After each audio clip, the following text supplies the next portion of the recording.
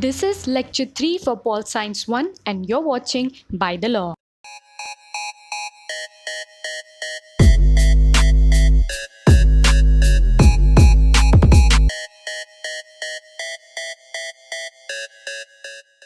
Today we will be dealing with chapter 2nd of Pol Science 1, that is State and Elements of State. What is state? Normally, when someone uses the word state, we derive the meaning that the person is referring to the state of Maharashtra or maybe the state of Kerala, state of Punjab, etc.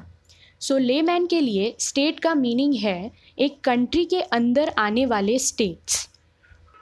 But when we use the word state in political science 1, we mean that it is a nation, a country. So here, state is equal to a country.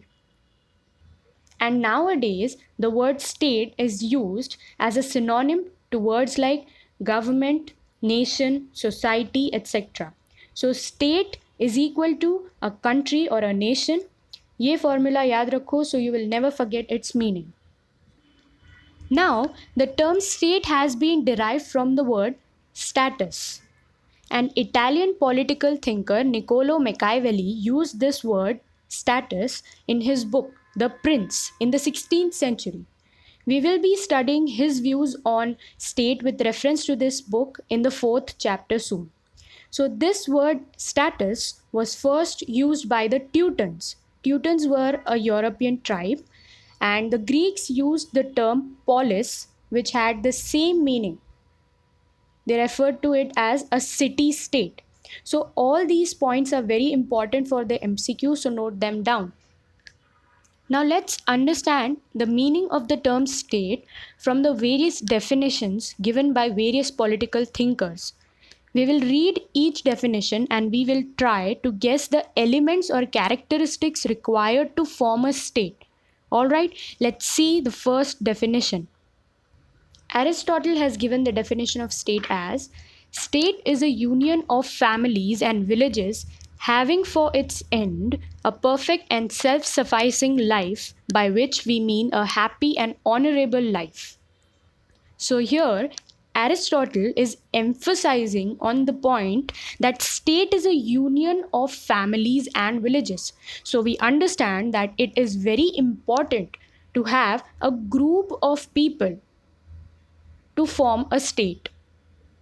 Let's see Cicero's definition. The state is a numerous united by a common sense of right and mutual participation in advantages. It is similar to Aristotle's definitions.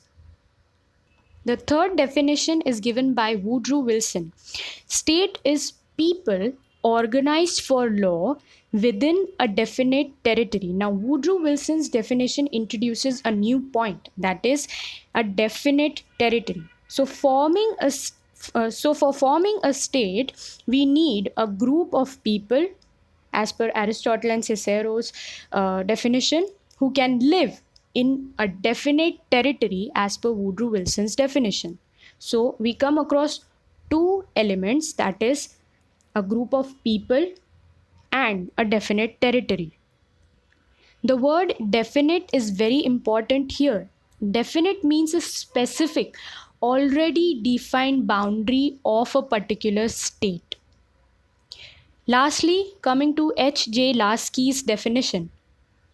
State is a territorial society divided into government and subjects, claiming within its allotted physical area of supremacy over other associations. So, H.J. Lasky's definition provides two new elements, that is government and a supreme power which will govern this group of people who live in a definite territory. So for forming a state, we require the following four elements, that is population, territory, government and sovereignty. Looking at the first element, population. So as the state is a human institution, it must have a population. We cannot form a state without human beings. there must be a number of families before a state can come into existence. One or two families or 200 or 300 people cannot make a state. So various political thinkers have different distinct views on the number of people required to form a state. As per Plato in his book Laws fixed the minimum number of citizens to form a state as 5040. Rousseau thought that 10,000 people would be an ideal number. Many modern states have a big population, such as China, which had 125 crores population. India has 105 crores of its population, and states like Andorra has a population of 5,000 only. So we come to the conclusion that it is not important that there should be a certain number of people, but there should be people or a number of families to make a state. We do not require a particular number, but we need people to form a state. The second element is territory. Now, territory is another important physical feature of the state. Now, people must live permanently on a definite portion of land permanently to make a state. People won't be able to form a state until they have acquired a particular definite territory. Now, gypsies and nomadic tribes are not regarded as a state as they never settle on a definite territory. They keep changing their place. For example, Jews were recognized as a state only after they settled in Israel in 1948. So, as per H.J. Lasky's definition and Woodrow Wilson's definition, a definite territory, an already defined boundary of the state is necessary to form a state. The third element is government.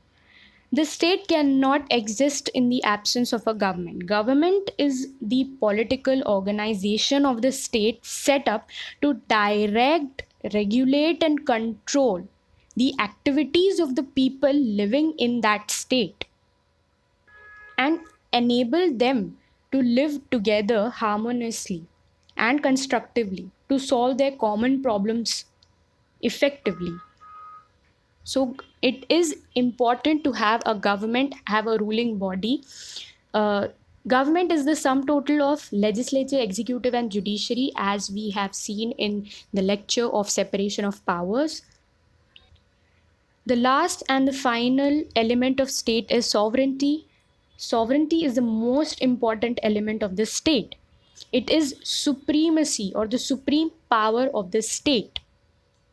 Now, sovereignty includes internal supremacy as well as external independence. So, what is internal supremacy? So, for example, if a government makes certain laws and people do not obey those laws, they are punished for this.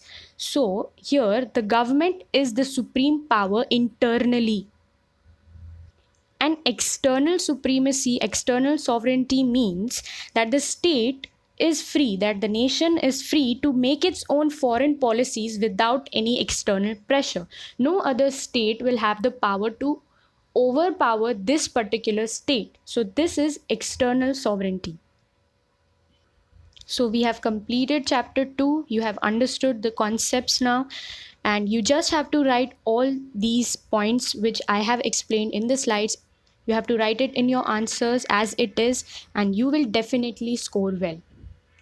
If you like this video, then click the thumbs up, comment below and let us know your feedback, share it with your friends, and subscribe to By the Law because we fuel your wings.